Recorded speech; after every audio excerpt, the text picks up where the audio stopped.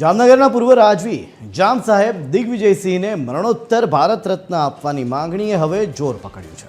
રાજ્યસભામાં આ મુદ્દે થયેલી રજૂઆત બાદ હાલારના 18 વર્ણના અગ્રણીઓએ કલેક્ટર કચેરી ખાતે એકત્ર થઈ વડાપ્રધાનને સંબોધતું આવેદનપત્ર પાઠવ્યું છે। આ પ્રસંગે પૂર્વ મંત્રી હકુબા જાડેજા અને લોહાણા સમાજના ગુજરાતના પ્રમુખ જીતુલાલ સહિતના અગ્રણીઓ ઉપસ્થિત રહ્યા હતા।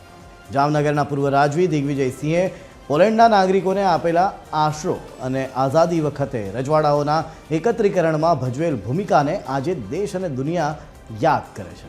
ત્યારે હવે તેઓને ભારત રત્ન મળવું જ જોઈએ તેવી માંગ થઈ રહી છે।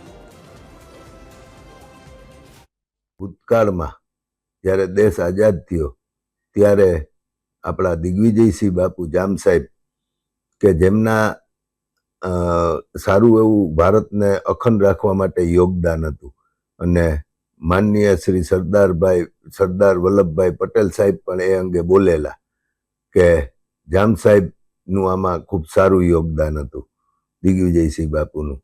તો બધા સમસ્ત હાલારના સમાજના અને લોકોનું એવી લાગણી છે કે એમને મરણોત્તર ભારત રત્ન એવોર્ડ આપવો જોઈએ।